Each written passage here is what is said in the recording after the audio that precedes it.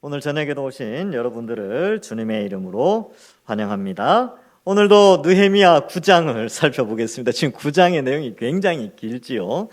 사실 한 장의 말씀이지만 어떻게 보면 한 3-4장 정도의 분량을 이 9장이 가지고 있습니다. 이 느헤미야 9장은 찬송의 내용인데, 이 찬송의 내용이 사실은 하나님의 말씀, 구약 성경을 요약하는 그런 메시지로 되어져 있습니다. 그래서 느헤미야를 살필 때 우리가 늘 기억해야 되는 것이 있다고 했죠. 성벽과 성문을 쌓는데 그것은 하나님의 백성에 대한 보호와 또한 구별되는 성별을 의미한다. 그래서 이 시대에는 이 성벽과 성문의 역할을 성경 66권이 감당하고 있다라는 것을 우리가 함께 배워가고 있습니다. 그래서 여러분, 성경의 진리가 무너지면 보호받을 수 없고 성별되어질 수 없습니다. 근데 성경의 진리가 제대로 세워지고 선포되어지면 누가 하나님의 백성인지 하나님의 백성이 아닌지 구별되어지고요, 이 세상의 악한 영적인 세력들로부터 보호를 받게 되는 것이 바로 이 성경의 내용이죠. 그래서 오늘날에는 이 성경의 진리를 바르게 잘 세우고 또 말씀을 가까이 해야 되는 것이 성벽을 재건하는 것이다 라는 것을 함께 살펴보았습니다. 본문으로 들어가서는요, 이 성벽 공사가 그렇게 오래 걸리지 않았습니다. 52일 만에 이제 완공이 되어지지요. 그런데 이 성벽이 다 지어지고 성문이 달려지지만 예루살렘 성 안에 사는 사람들을 이제 성별, 구별하고 거룩하게 하는 그런 종교개혁의 내용들이 상당히 길게 기록되어져 있습니다. 특별히 7월 달을 6월 말에 마무리되어지고요, 7월 달에 이제 나팔절, 초막절 이런 절기들을 지키면서 말씀 부흥 사경회가 이어졌습니다. 초막절이 끝났음에도 불구하고 사람들은 모여서 말씀을 들었죠. 그래서 낮 4분의 1은 말씀을 듣고 또 낮 4분의 1, 3시간이죠. 3시간은 회개하고 찬송하는 내용으로 이 8장, 9장이 기록되어져 있습니다. 자, 우리가 오늘 읽은 내용은 이 하나님을 찬송해야 되는 이유들, 하나님을 우리가 왜 찬송하는가? 그 내용에 대해서 구약의 역사적인 사건을 들어서 하나님의 위대하심을 노래하고 있습니다. 자, 22절 이하의 말씀은 21절까지는 이제 광야 생활에서 이스라엘이 범죄하고 원망하고 하나님 없다 하고 막 그러지만 또 회개하게 하고 하나님이 돌보시고 먹이시고 입히시는 내용들을 가르쳐 줍니다. 그래서 앞부분의 내용은 창조하신 하나님을 찬양해야 된다. 그리고 아브라함을 통한 선택, 출애굽, 광야에서 진노 가운데 긍휼을 베푸시고 하나님의 말씀, 성령을 보내어 하나님의 말씀으로 그들을 가르친 것, 특별히 40년 동안 들에서 기르시고 부족함 없이 옷과 신발이 헤어지거나 발이 부르트지 않도록 하고 하셨음을 그렇게 이끌어 주셨음을 찬양하는 내용이 기록되어져 있습니다. 여기서 잠깐 우리가 좀 생각해 볼 것은, 여러분, 찬양은 하나님을 아는 지식에서 나오는 거예요. 그래서 찬양은 감성이 우선되어지는 음악이라기보다는 음악을 바탕으로 한 하나님의 지식에 대한 표현들입니다. 그런데 이 표현들이 한계가 있긴 해요. 이 성경 66권을 이 음악이라는 도구가 다 담아낼 수가 없습니다. 그래서 이 일부분 하나님에 대한 지식을 음악을 통하여서 나타내는데 그 한계가 있기 때문에 우리는 찬송도 해야 되지만 늘 말씀을 가까이 해야 한다라는 것도 함께 생각해 봐야 하는 것입니다. 자, 어쨌든 지금 이 느헤미야 9장에 나오는 이 내용들은 사실 찬송을 하는 내용인데, 그 찬송의 내용이 과거 하나님이 그의 백성들에게 행하신 놀라운 일들을 기록하고 있습니다. 자, 22절 이하의 말씀은 광야 생활을 마무리하고 땅을 차지하는 내용을 다루고 있습니다. 기적 같은 일이죠. 여러분, 이집트에서 노예로 있었어요.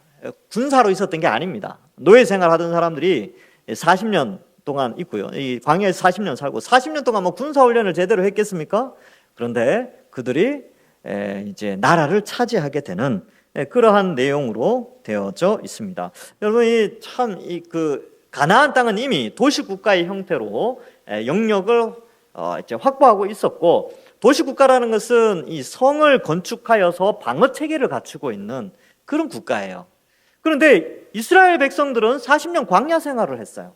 그들은 청동기를 다룰 수도 없었고요, 열을 가해서 무기를 만들어낼 만한 그러한 환경이 아니었습니다. 근데 어떻게 이게 가능했냐 하면요, 하나님께서 그들과 함께 하셔서 들어갈 때마다 하나님이 승리케 하셨습니다. 뭐 여리고성도 마찬가지죠. 하나님이 그 성벽을 무너뜨리고 그 성에 들어가서 차지하도록 하신 것이지요.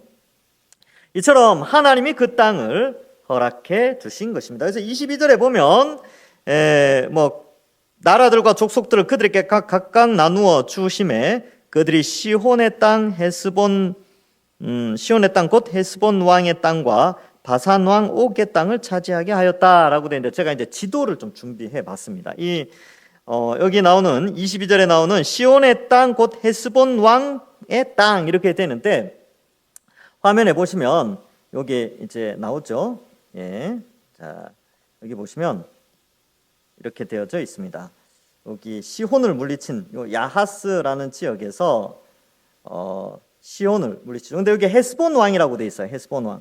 헤스본 왕이 여기 있는데, 헤스본에서 시혼이라는 왕이 와가지고 여기에서 이스라엘 백성과 전투하여 물리치게 됩니다. 그래서 이쪽 지역 땅을 차지하게 되는 것이죠. 그리고 북쪽으로 올라가면요, 이제 이스라엘이 북쪽으로 올라가죠. 헤스본 땅을 차지해서 쭉 올라가서 에드레이 지역에서 이제 아스다롯에 거하는 왕의 이름이 옥이에요. 여자 아닙니다. 이름이 옥이에요. 근데 이 왕이 여기에서 전투를 하게 됩니다. 근데 이 바산 왕이라고 되어 있는데, 이 바산 지역이 꽤 커요. 그래서 이 전체 위쪽 지역이 다 이 지역이 바산 쪽인데, 이 지역을 또 차지하게 됩니다. 그래서 이 여기에 보면 요단강이 이렇게 있는데, 이 요단강 동편 지역, 이 지역을 먼저 차지하게 됩니다. 그리고 요단을 건너가서 서편 지역을 차지하게 되는데, 그래서 지도를 보면 이렇게 이제 분할해서 12지파가 나누어서 땅을 차지하게 됩니다. 그래서 헤스본이 여기 있죠. 루브엔 지파가 차지하고, 아스타롯은 이제 므낫세 반 지파가 차지하고, 갓 지파가 이렇게 차지하죠. 그래서 루벤, 갓, 므낫세 반 지파가 요단 동편을 차지하고요. 나머지 9지파 반이 요단 서편을 차지하게 됩니다. 자, 이렇게 하나님께서 이 영토를 차지하게 하셨다라는 것이지요. 그런데 23절에 보면요, 이렇게 되어 있습니다. 주께서 그들의 자손을 하늘의 별과 같이 많게 하셨다라고 되어 있는데, 이 하늘의 별과 같이 많게 하셨다라는 것은 이스라엘 사람들에게 있어서 머리에는 당연히 한 가지를 떠올리게 됩니다. 우리를 하늘의 별과 같이 많게 해주신 그 약속을 지켰다라는 것이구나. 그 약속이 뭐냐 하면 바로 아브라함에게 약속하신 하나님의 언약, 약속이 되는 것입니다. 그래서 여러분, 아브라함이 원래 어디 살았냐면 갈대아 우르에서 살았습니다. 자, 지도를 한번 또 보여드리겠습니다. 여기 지도에 보면, 여러분, 여기 이제 세계 지도, 구글 지도를 좀 이렇게 했습니다. 여기 보면 갈대아 우르가 어디에 있냐 하면요, 갈대아 우르는 여기 있습니다. 여기 있어요. 여기가 갈대아 우르 지역입니다. 근데 이스라엘은요, 여기 있죠. 여기 있어요. 그래서 하나님께서 이 아브라함을 이동시키는데, 여기에서 이렇게 이동시키게 됩니다. 지금 이라크 땅이죠, 우르는. 자, 근데 제가 왜 이 지도를 갖고 왔느냐? 여러분들 그렇게 궁금해 본 적 없습니까? 왜 그냥 여기 우르 지역 있잖아요. 우르 지역이 여기가 어떠냐 하면 땅이 굉장히 좋습니다. 이 지역이요, 이 메소포타미아 문명, 티그리스강, 유프라테스강 두 강이 합쳐지는 곳에 우르가 있어요. 그러니까 그 문명이 굉장히 발전한 곳이거든요. 하나님께서 거기에 아브라함의 후손들을 정착시켜서 거기에서 이스라엘을 형성하면 어땠을까? 참 좋지 않겠습니까? 그죠? 근데 왜 하필 멀고 먼 이 지역으로 가게 하셨을까? 왜 이 먼 길을 가게 하셨을까? 궁금해 본 적 없습니까? 그래서 오늘 안 궁금해 하신 분들은 지금 이 순간 궁금해 하십시오. 왜 여기로 보냈을까? 이유가 있습니다. 여러분, 여기 보시면 여러분 이 지리적 위치가 굉장히 중요한데, 자, 이스라엘이 여기 있다 그랬죠. 여기 있고, 자, 보시면 여러분 유럽이 있어요. 유럽이 어디가 유럽이냐면 요 위쪽 지역이 다 유럽이에요. 그 다음에 아프리카가 어딘지 아세요? 아프리카가 여기가 다 아프리카입니다. 아시아가 어딘지 아세요? 아시아는 여기가 다 아시아입니다. 그러면 유럽과 아프리카와 아시아 사이에 위치한 땅이 어디냐? 거기 바로 여기 이스라엘이에요. 그래서 여러분 북쪽 아수르나 이집트 혹은 바벨론이나 이집트가 계속 세력 다툼을 하는데, 사실은 그 세력 다툼은 아프리카 제국과 아시아 제국 간의 싸움인데, 어디에서 전쟁을 했냐면 이스라엘에서 전쟁을 했어요. 그러니까 이스라엘이 왜 그 위치에 있느냐, 왜 하나님께서 하필 많은 땅 중에서 아브라함을 이곳으로 보내셨는가? 바로 이곳에서 예수 그리스도께서 나시고 그 예수 그리스도의 십자가 복음이 바로 유럽과 아프리카와 아시아로 뻗어나가는 데 있어서 최적의 위치를 차지하고 있습니다. 그러니까 아브라함을 여기로 보내신 거예요. 그래서 여기에서 이쪽으로도 가고요, 이쪽으로도 가고, 이쪽으로도 가서 온 세계에 하나님의 말씀이 선포되기 위해서 하는 것이죠. 나중에 제가 창세기 할 때 또 설명을 해드리겠습니다.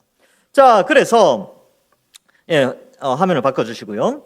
자, 그러면 아브라함에게 하신 약속이 뭐냐 하면 창세기 12장 1절부터 3절에 보면 그렇게 돼 있어요. 여호와께서 아브라함에게 이르시되 너는 너의 고향과 친척과 아버지의 집을 떠나 내가 내게 보여줄 땅, 가나안 땅이에요. 가나안 땅으로 가라. 내가 너로 큰 민족을 이루고 내게 복을 주어 내 이름을 창대하게 하리니 너는 복이 될지라. 너를 축복하는 자에게는 내가 복을 내리고 너를 저주하는 자에게는 내가 저주하리니, 여기가 중요합니다. 땅의 모든 족속이 너로 말미암아 복을 얻을 것이라. 모든 족속이 복을 얻으려면요, 모든 족속에게 접근이 가능한 지역에 아브라함이 있어야 돼요. 그러니까 갈대아 우르에서 이 가나안 땅으로 옮겨가도록, 이사 가도록 하나님이 가라라고 말씀하신 것이죠. 그래서 아까 말씀드렸다시피 복음이 여기에서 뻗어나가게 되는 것입니다. 자, 그리고 아브라함에게 약속하신 말씀, 오늘 본문과 관련되어져서 하늘의 별과 같이 많게 해주겠다라는 것인데, 창세기 15장 5절에 보면 이렇게 기록되어 있죠. 그를 이끌고 밖으로 나가 이르시되 하늘을 우러러 무뼈를 셀 수 있나 보라. 또 그에게 이르시되 내 자손이 이와 같으리라. 하늘의 별과 같이 많게 해주겠다라고 하나님이 아브라함에게 약속을 하십니다. 그래서 그 약속이 지금 여기에서 성취가 되어졌죠. 그들의 자손을 하늘의 별같이 많게 하시고, 그래서 출애굽할 때 인원을 세보니까 남자만 60만 3,550명, 그 여자들과 아이들까지 합치면 250만 정도 됐겠죠.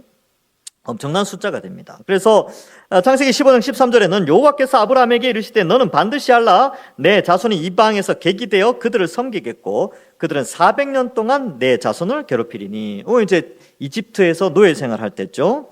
그들이 섬기는 14절에는 그들이 섬기는 나라를 내가 징벌할지며 그 후에 내 자손이 큰 재물을 이끌고 나오리라. 이 앞에서 다 했던 내용입니다. 하나님이 아브라함에게 하셨던 그 약속을 다 성취하셨어요. 하늘의 별과 같이 많게 해주겠다는 것도 약속을 지켜주셨고요. 이집트를 그들을 괴롭히던 400년 동안 괴롭히던 그 세력들을 하나님이 심판하겠다라는 것도 다 성취해 주셨고, 창세기 15장 18절에 그 날에 여호와께서 아브라함과 더불어 언약을 세워 이르시되 내가 이 땅은 가나안 땅입니다. 적과 꿀이 흐르는 가나안 땅을 애굽 광에서부터 그 큰 강 유브라데까지 내 자손에게 주노니, 이렇게 되어 있죠. 그래서 밑에 남쪽 이집트 땅의 경계선부터 북쪽 큰 나라 아수르나 바벨론의 경계선이었던 유프라테스 강까지 이스라엘의 땅으로, 아브라함의 자손의 땅으로 주겠다라고 약속을 하셨는데 그 약속이 성취가 되어졌습니다. 그래서 이 23절은요, 하나님은 약속에 신실하시다, 아브라함에게 약속하셨던 것에 신실하시다, 지켜주신다라는 것을 나타내고 있고요. 사실 이 약속의 발전과 확장은 나중에 모세를 통하여서 그리고 다윗을 통하여서 선지자들이 이 약속한 새 언약을 통하여서 결국 예수 그리스도를 통해 성취가 되어지게 됩니다. 24절에 보시면 그 자손들이 들어가서 땅을 차지하되 주께서 그 땅 가나안 주민들이 그들 앞에 복종하게 하실 때에, 여기서 보면 주어가 주께서입니다. 이스라엘이 전투력이 세서 국방력이 강해서 경제력이 강해서 차지하게 된 게 아니라는 것이지요. 그래서 인간의 전쟁이 아니라 하나님이 그렇게 하셨다. 그래서 들어가서 땅을 차지하되 주께서 그 땅 주민들을 복종하게 하시고 그 왕들과 본토 여러 조속들을 그들의 손에 임의로 행하게 하셨다. 자유롭게 그냥 이렇게 해주셨다. 다 넘겨주셨다라는 것을 의미합니다. 약속 지켰다는 거예요. 약속. 하나님은 그의 백성과 하신 약속을 지켜주셨다. 이것을 강조하고 있습니다. 25절에 보면 그들이 견고한 성읍들과 기름진 땅을 점령하고 이렇게 되어 있죠. 견고한 성읍 그러면 뭐가 생각납니까?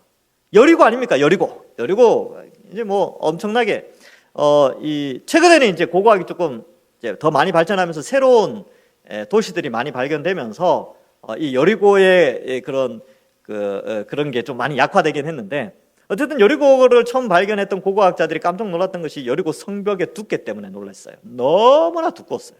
그래서 그 너비가 마치 전차 2대가 왔다 갔다 할 수 있을 정도의 넓은 성곽을 지어놨었어요. 그러니까 대단한 기술이 있죠.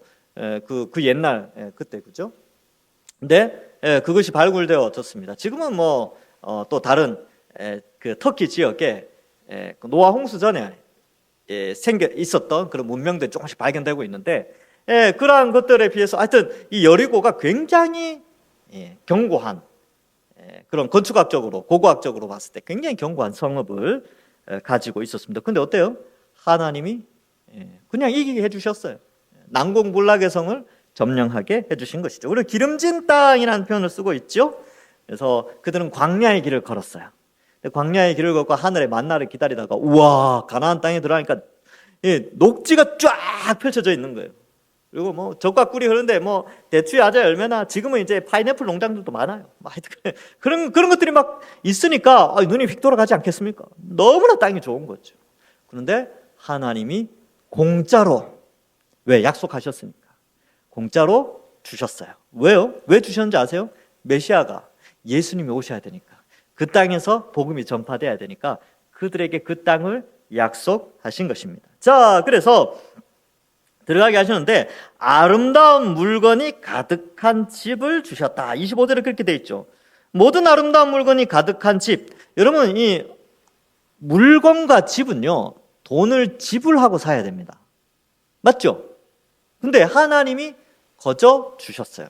이 가나안 땅의 죄악이 워낙 관영하기 때문에 이 죄악을 심판하시는 도구로 하나님이 이스라엘을 사용하시고, 그 이스라엘에게는 하나님이 약속대로 풍성한 젖과 꿀이 흐르는 혜택을 그들에게 허락해 주십니다. 그래서 아름다운 물건과 가득한 집을 그들에게 선물로 주시고요. 판 우물, 우물 하나 팔리면 얼마나 힘듭니까? 그런데 우물도 공짜로 다 주셨습니다. 그리고 또 어때요? 포도원과 감람원과 허다한 과목, 열매를 맺는 나무들을 주신 것이죠. 뭐 무화과 나무일 수도 있고, 그다음에 여기 이제 포도나무, 또 올리브 나무, 이런 것들을 주시면서 그들이 아주 행복하게 살 수 있도록. 그래서 이 약속의 땅이 가나안 땅에 들어가자마자 하늘에서 만나가 그치죠. 왜? 그 땅의 소산을 먹기 시작한 거죠. 그거 있잖아요.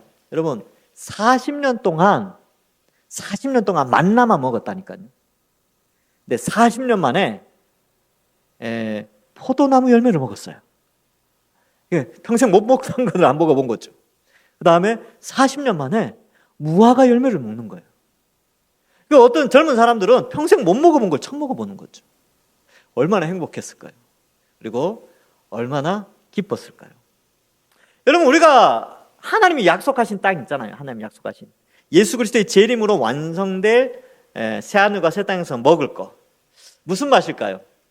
들어가서 맛보면 알죠. 지금은 이제 광야 세대니까 우리가 그 맛이 어떤 건지 알 수는 없어요. 근데 새하늘과 새 땅이 변화되어지고 먹게 되었을 때 완성될 하나님 나라에서 뭔가를 먹게 됐을 때 그 기쁨 기대되지 않습니까? 제가 먹는 거 좋아하거든요. 맛집 이런 거 좋아하는데 하나님이 준비하신 메뉴 생명나무 그 맛이 어떨까? 또 시절을 뭐 달마다 새로운 열매를 맺는다는데 그 맛은 어떨까? 같이 맛있게 먹읍시다 나중에. 자, 그래서 이러한 것들을 차지하게 하고 배불리 먹어 살찌고 주의 큰 복을 즐겼다 이렇게 표현하고 있습니다. 여러분 그들이 실제로 들어가서 배불리 먹고 살쪘죠. 광야에서는 좀 살찌기 쉽지 않았던 구조였겠죠. 왜냐하면 뭐 다른 간식들이 별로 없었을 것 같아요. 만나하고 메추라기 외에는 없었으니까. 그런데 여기 들어가서는 간식 이렇게 과일들이 많으니까 얼마나 좋았을까요? 기름진 것들 많이 먹고 하는 것이지요. 여러분 이 사실 믿으십니까? 잘 생각해봐요. 여러분 하나님께서 아브라함의 자손들을 이집트에서 불러내어서 광야 40년을 살게 하고 지금의 이스라엘 땅으로 들어가게 하신 거 정말 믿습니까?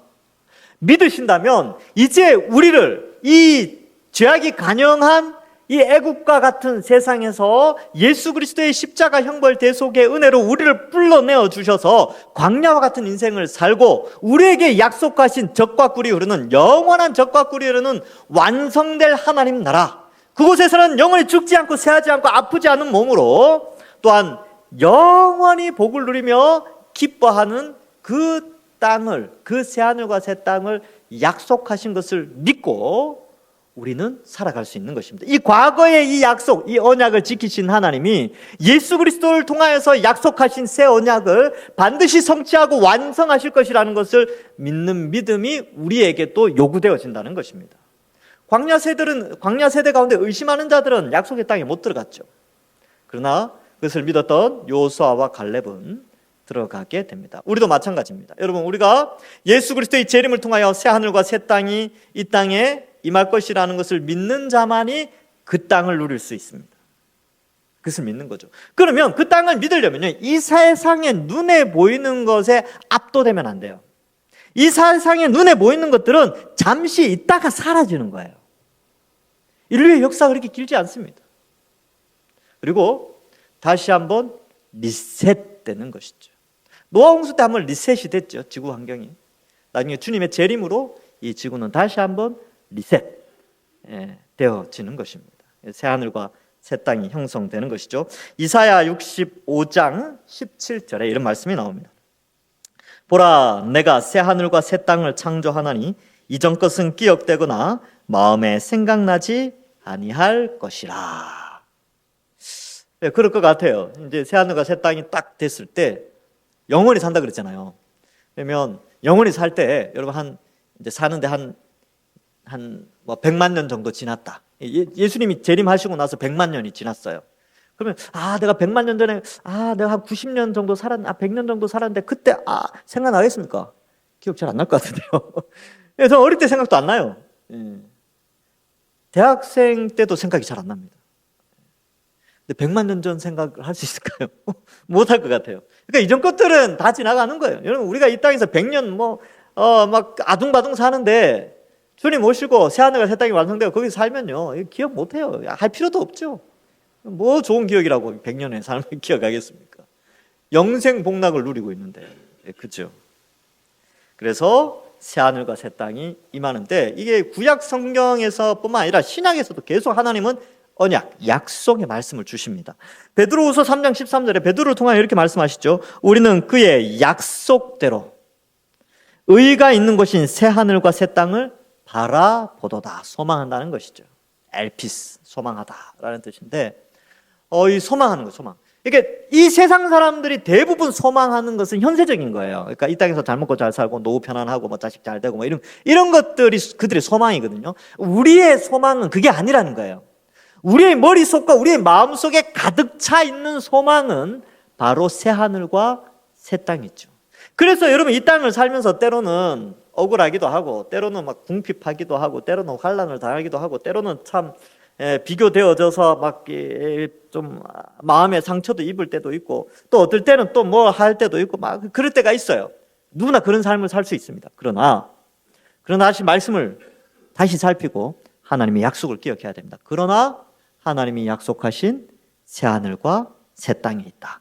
이 땅에 100년에 멋지라고 생각하는 삶은 잠깐이고 다시는 기억되지 않는 찰나의 순간에 불과하다. 이 생각을 가지면 위로받습니다. 그리고 이 소망이 다시 살아나는 것이죠. 자, 그래서 이러한 말씀이 있고요. 요한계시록 21장 1절에도 이런 말씀이 나옵니다. 또 내가 새 하늘과 새 땅을 보니 처음 하늘과 처음 땅은 없어졌고, 이 100년의 짧은 인생, 눈에 보이는 이거 인류의 역사 뭐 지금 한 6,000년 정도 됐는데 이거 없어지는 거예요. 없어졌고 바다도 다시 있지 않더라. 이 바다는 실제적인 바다라기보다는 바다에서 짐승들이 올라오니까 다시는 짐승이 올라오는 그러한 환경, 죄와 사망과 귀신들, 마귀들이 없어진다라는 것을 표현하고 있습니다. 새하늘과 새 땅. 노아 홍수 이전의 환경을 우리가 알 수가 없어요. 리셋이 되어졌죠. 그것처럼 주님이 오시면 이 세상은 이렇게 없어지는 거예요. 완전히 새로운 새하늘과 새 땅으로 바뀌어지는 것이지요. 계시록 22장 1절과 2절에 그러면 그 세상, 새롭게 예수님의 재림으로 완성될 세상은 어떤 세상일까? 아주 짧게 기록하고 있어요. 아주 짧게, 좀 많이 하나님께서 세례 요한한테, 세례 요한이 아니죠, 사도 요한한테 예수님이 임재하신 이후의 세상을 아주 버라이어티하게 기록해 놓았으면 더 좋을 뻔했는데 짧게 써놨어요. 짧게 어떻게 써놨느냐? 이렇게 기록되어 있습니다. 그가 또한 수정같이 맑은 생명수의 강을 내게 보이니 하나님과 및 어린 양의 보좌에서부터 나와서 길 가운데로 흐르더라. 광 좌우에는 생명나무가 있어 12가지 열매를 맺되 달마다 그 열매를 맺고 그 나무 잎사귀들은 만국을 치료하기 위하여 있더라. 이 정도만 이야기하고 있어요. 근데 왜 이 정도만 이야기하냐면 독자들이 이것만 읽어도 무엇을 자연스럽게 떠올리냐 하면 에덴을 떠올리거든요. 에덴 동산. 예수님이 다시 오시면 그 옛날 에덴과 같은 세상, 어쩌면 에덴보다 더 좋은 세상, 그 세상이 열리는구나 라는 것을 소망하게 하는 것이죠. 이 땅에 있는 것은 타락한 이후에 형성된 이 문명은 없어지는 것입니다. 아브라함의 언약이 요수아 시대의 성취가 되어지고 그 아브라함의 언약이 모세와 다윗을 통하여 또 선지자들을 통하여 예수 그리스도로 말미암아 비로소 성취되어지고 그 언약의 완성은 예수님의 재림으로 말미암아 새하늘과 새 땅이 열려지게 된다는 사실을 우리는 믿게 되는 것이죠. 그래서 예수님의 십자가를 통하여 이 언약이 성취되어져서 모든 민족이 다 예수님을 믿는 그 아브라함에게 약속하신 너로 말미암아 모든 민족이 복을 받겠다라고 하신 그 하나님의 약속이 예수 그리스도의 십자가 형벌대속의 복음으로 이제 우리에게까지 전달되어졌고 그 예수님이 오시면 하나님이 태초에 계획하셨던 완성된 하나님 나라가 이루어지게 되는 것입니다. 그래서 25절 끝에 보면요, 주의 큰 복을 즐겨 싸우나 이렇게 돼 있죠. 그래서 이 출애굽한 백성들이 광야 40년 살다가 약속의 땅 가나안 땅에 들어가서 즐겼다는 거예요. 잘 먹고 잘 살았겠죠. 말씀만 잘 들었으면 잘 먹고 잘 살았을 텐데 하여튼 그러지 못한 장면이 뒤에 나오긴 합니다만 어쨌든 광야에서 만나와 메추라기로 먹던 것이 아닌 그 땅의 소산을 먹고 그 땅에 달고 기름진 음식들을 먹으면서 살찌고 행복한 것을 기록하고 있습니다. 노예에서 자유인으로 한 나라의 시민으로서 국민으로서 아주 당당하게 그 땅을 차지하고 왕이 다스리는 하나님이 왕으로 그 땅을 다스리고 있기 때문에 그들은 복을 누리게 된 것이죠. 그런데 반전이 등장합니다. 안타까워요. 26절부터 우리가 읽었던 28절까지의 말씀인데 이 26절부터 28절은 29절부터 31절까지 다시 한번 반복되어지고 26절과 29절이 동일한 의미에서 연결되고요. 27절과 28절이 30절과 31절과 또 동일하게 연결되어져 있습니다. 그래서 이 죄를 짓고 심판하시고 회개하고 구원하는 마치 사사기의 사이클이 여기에 26절부터 31절에도 동일하게 그 패턴을 가지고 있습니다. 그래서 오늘은 그냥 28절까지만 한번 살펴보겠는데요. 26절에 보면 죄악이 등장하죠. 보면 그들이 순종하지 아니하고 네 가지 죄악이 나오고 그 네 가지를 통합하는 마지막 표현이 나오는데, 첫 번째는 순종하지 않았어요. 하나님 말씀에, 왕의 말에 순종하지 않았어요. 두 번째로는 거역하였죠. 왕의 명을 거역하였습니다. 반역이고 역적의 죄죠. 대역죄인, 역모를 꾀했죠. 그래서 그랬고, 세 번째가 율법을 등졌어요. 왕이 선포한 법을 등졌어요. 되돌아섰다. 등을 졌다는 것은 그 율법에서 되돌아서서 자기 소견에 옳은 대로 행하게 됩니다. 네 번째 지은 죄는 주께로 돌아오라는 선지자들을 죽였습니다. 아주 잔인하죠. 그래서 선지자는 왜 보냈냐면, 하나님의 율법을 지키라고 그 율법에 대한 선포자로 보냈는데 그걸 죽여버린 거죠. 그러니까 이 악이 아주 극에 달하게 되고, 그래서 마지막 부분에 보면 주를 심히 모독했다라고 되어 있는데, 심히 크게 모독함, 신성모독을 했다는 것을 표현하고 있습니다. 그래서 이 다섯 번째 표현된 모독함은 앞에 나오는 네 가지 죄악, 즉 순종하지 않고 거역하고 율법을 등지고 선지자들을 죽인 것이 바로 이 모욕함입니다. 말씀을 거부한 것이지요. 그래서 이 다섯 가지 죄악, 이 네 가지 혹은 이 하나님을 모독하는 이러한 죄악들이 수백 년간 지속되게 됩니다. 역사의 반복적인 패턴이, 사사기의 패턴이 사실은 왕정이 시작되어도 여전히 이스라엘에게는 그 형태가, 그 패턴이 반복되어지는 것을 나타내고 있습니다. 자, 그래서 어떻게 됩니까? 심히 모독하죠. 그럼 하나님이 어떻게 반응하시겠어요? 이 백성들의 반응, 그러니까 하나님께서 은혜로 약속의 땅으로 넣어서 기뻐하고 살찌게 하고 음식을 막 주셨는데 이들이 반역을 했어요. 그러면 이들의 반응은 반역이었죠. 반역. 그러면 하나님의 반응은 어땠을까요? 바로 심판이지요. 그래서 하나님은 그들을 심판하십니다. 그래서 27절에 보면, 그러므로 주께서 그들을 대적의 손에 넘기시죠. 하나님의 심판의 방법은 대적의 손, 이웃 나라들 손에 넘겨버립니다. 이 내용은 사사기에 아주 잘 나오고 있습니다. 그리고 그들이 곤고, 가난하고 고통당하는 어려움을 당하죠. 그래서 사사기의 특징이 뭐냐면 외적의 침입이 많아요. 이 주변 국가들이 이스라엘을 계속 공격하고 지배하게 됩니다. 그리고 룻기에서 보듯이 가난, 궁핍함, 이것이 사사시대의 특징입니다. 하나님의 심판으로 임하게 되는 것이죠. 공고를 당하게 하심에 그들이 환난을 당하여, 근데 환난을 당하니까 심판 임하니까 어떻게 하냐면 이들이 회개합니다. 회개해요. 그래서 어떻게 해요? 하나님께, 주께 부르짖을 때 주께서 하늘에서 들으시고, 하나님께서 반응하시죠. 어떻게 해요? 들으시고 크신 긍휼로. 이 표현이 중요한데, 왜 크신 긍휼이냐면 이들의 회개함이 사실은 안 들어줘도 돼요. 왜냐하면 죄를 지어서 벌을 받는 것은 마땅하거든요. 그렇죠? 여러분, 죄를 지었는데 벌 받는 거 당연하지 않습니까? 죄를 지었는데 벌을 안 받게 되면 어떻게 돼요? 열받잖아요. 그렇죠? 열받아요. 나쁜 짓을 다 했는데 벌을 하나도 안 받아. 그럼 여러분 마음속에 무슨 생각이 듭니까? 화가 나잖아요. 근데 하나님께서, 이스라엘 백성들이 하나님을 반역하여 죄를 지어서 심판을 하시는데 그들이 다시 돌이켰어. 용서해 주십시오. 그러니까 왕이 용서해 줍니다. 왜요? 왕은 긍휼이 풍성하신 하나님이시니까, 인간과 같지 않으시기 때문에 그렇습니다. 그래서 크신 긍휼. 앞에 26절에 보면 심히 모독했다, 심히라는 단어를 썼죠. 여기에는 그 심히 모독한 것과 반대되는 심히 큰 긍휼로 그들을 용서해 주십니다. 그래서 어떻게 해요? 구원자들을 주어 그들의 대적의 손에서 구원하죠. 그래서 사사들을 보내서 그들을 구원해 주십니다. 자, 그리고 28절에 보면 그들의 평강을 얻은 후에, 그들이 이제 평강을 얻죠. 그래서 이것이 사사 시대로 말미암아 태평하게 되었다라는 의미뿐만 아니라, 또 하나님이 사울이나 이 다윗, 그의 후손들을 통하여서 평강의 시대를 열어주셨음을 의미합니다. 그런데 그들이 다시 주 앞에 악을 행하죠.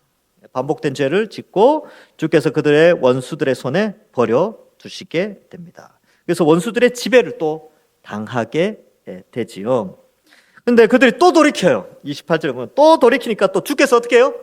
또 하늘에서 들으시고 여러 번 주의 긍휼로 건져내십니다. 여러분, 이 하나님 크신 사랑을 아시겠어요? 이게 이제 우리 인간이 이해할 수 없는 하나님의 위대한 사랑이에요. 저는 잘 못 참아요. 똑같이 저한테 저를 계속 괴롭힌다면 저는 못 참을 것 같아요. 근데 하나님은요, 잘못했다 그럴 때마다 참으시고 용서해 주시고, 폐륜적인 행위를 해도 돌아오면 용서해 주시고. 하나님, 그래서 하나님이 인간과 같지 않으세요. 인간은요, 자식이 막 나쁜 짓 하고 그러면 나중에 부모가 막 하고 그러기도 해요. 자식 아무리 사랑해도. 근데 하나님은 우리가 아무리 폐륜적인 행동을 해도 하나님 잘못했습니다 하고 회개하면 하나님이 용서해 주십니다. 그게 바로 우리의 하나님의 크신 사랑이죠. 그 사랑의 절정이 어디에서 나타났느냐? 바로 예수 그리스도의 십자가에서 그 사랑이 나타났어요. 원래 우리가 그렇게 죽어야 된다니까요. 우리가 하나님 반역해서 반역죄로 십자가에서 당하는 것 그 이상으로 지옥에서 형벌을 받아야 되는데, 예수님이 이 땅에 오셔서 우리를 대신하여 십자가에 달려 죽으셔서 그 죄의 형벌을 다 받으십니다. 그 크신 사랑, 놀라운 사랑, 이해할 수 없는 크신 긍휼을 우리에게 베풀어 주셔서 구원해 주신 것입니다. 말씀을 맺습니다. 오늘 이제 내용을 통하여 세 가지 좀 생각해 보고자 합니다. 하나님은 언약을 이루십니다. 그래서 예수님의 재림을 통하여서 이제 남아있는 언약의 마지막, 바로 완성이죠. 하나님 나라의 완성, 그 언약을 반드시 이루십니다. 그러나 두 번째로 우리가 또 생각해 봐야 될 것은 하나님은 죄악을 반드시 심판하십니다. 반드시 심판하세요. 그래서 눈에 보이는 이 세상의 죄악들이 관영하고, 죄를 짓는 자들이 막 출세하고 성공하고 잘 먹고 잘 살고 재테크 성공하고 부자 되고 막 그죠, 집이 몇 채가 되고 막 그렇게 살잖아요. 여러분, 그거 부러워할 필요 없습니다. 하나님을 떠난 사람들은 다 심판을 받습니다. 그리고 회개하는 사람은 하나님은 누구든지 다 용서해 주십니다. 그래서 하나님은 심판 가운데 하나님의 택하신 백성들을 구원해 주시고, 그들이 회개하여 하나님께 기도할 때 하늘에서 다 들어주십니다. 에베소서 2장 4절 5절에 긍휼이 풍성하신 하나님은 우리를 사랑하신 그 큰 사랑을 인하여 허물로 죽은 우리를 그리스도와 함께 살리셨고 너희는 은혜로 구원을 받은 것이라. 디도서 3장 5절에 보면 우리를 구원하실 때 우리가 행한 바 의로운 행위로 말미암지 아니하시고 오직 그의 긍휼하심을 따라 중생의 씻음과 성령의 새롭게 하심으로 하셨나니. 하나님의 긍휼을 기록하고 있습니다. 그래서 여러분, 우리가 하나님 앞에 기도하잖아요. 회개 기도하면 하나님 다 들어주세요. 요한 1서 1장 9절에 만일 우리가 우리 죄를 자백하면 그는 미쁘시고 의로우사 우리 죄를 사하시며 우리를 모든 불의에서 깨끗하게 하실 것이요. 기도하면 깨끗하게 해주십니다. 그것도 나중에 하나님이 용서해 주는 것 같다가 다시 그거 끄집어내서 이렇게 뒤끝 있게, 흔히 뒤끝 있다 그러죠. 그 옛날에 나 회개했는데 또 끄집어내가지고 말씀하시면 심판하시면 어떡합니까? 이렇게 생각할 수 있는데 히브리서 8장 12절에 그렇게 걱정할까봐 이런 말씀도 주셨어요. 내가 그들의 불의를 긍휼히 여기고 그들의 죄를 다시 기억하지 아니하리라 하셨느니라. 불의를 긍휼히 여기는 이유는 회개할 때 그렇습니다. 예수 그리스도를 믿고 회개할 때 그 불의를 긍휼히 여겨서 다시는 기억하지 않는 것이죠. 하나님은 뒤끝이 없다는 거예요. 우리가 회개한 것들은 다 용서해 주십니다. 그래서 우리는 하나님의 언약을 믿고 주님의 다시 오심을 간절히 소망해야 됩니다. 이것이 이제 오늘의 내용이고요. 두 번째로는 우리는 광야의 인생을 살아가면서 때로는 광야의 백성들처럼 때로는 죄를 짓진 않은지, 혹은 약속의 땅에 들어간 하나님의 백성들이 하나님께 거역하고 순종하지 않았던 율법 말씀에서 돌이켰던 그 모습을 우리는 행하고 있지 않는 우리 자신을 돌아봐야 되고, 혹 그러한 모습이 있다면 회개하셔야 됩니다. 그리고 회개하는 자에게 하나님이 들으시고 깨끗하게 해 주십니다. 그리고 그 하나님의 그 긍휼의 크신 사랑, 그 사랑을 믿고 기도하면서 우리는 이 땅을 거룩하게 살아가는 것이죠. 오늘 이 밤에 우리가 기도할 때에 하나님께서 하늘 문을 여시고 하늘에서 들으시고 우리를 긍휼히 여겨주셔서 우리의 죄악을 다 깨끗하게 하시고 우리의 원하는 바 하나님 뜻에 합당한 기도들을 다 들어주시며, 또한 우리가 살아가는 인생 가운데 거룩하게 삶으로 말미암아 하나님께 영광 돌리시는 모든 주의 백성들 되시기를 주님의 이름으로 간절히 축원합니다. 기도하겠습니다. 하나님 아버지, 은혜를 감사합니다.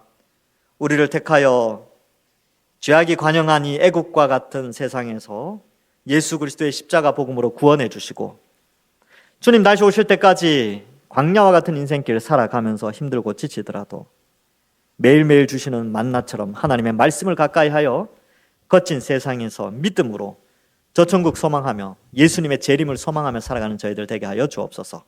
혹 우리 가운데, 제 자신 가운데 하나님의 말씀을 어기고 순종하지 못했던 모습들이 있다면 오늘 이 밤에 회개할 때 다 용서하여 주시고, 또한 이 세상을 살아가면서 하나님이 주실 칭찬과 영광과 존귀에 그 완성될 하나님 나라를 소망하면서 더욱더 거룩하게 하나님 뜻에 합당하게 말씀에 순종하는 삶을 살아가는 저희들 되게 하여 주옵소서. 이 말세의 때에 이곳에 있는 주의 백성들 다 하나님께서 인정하시는 믿음의 소유자들로 세워주실 줄 믿사옵고 예수님의 이름으로 기도하옵나이다. 아멘.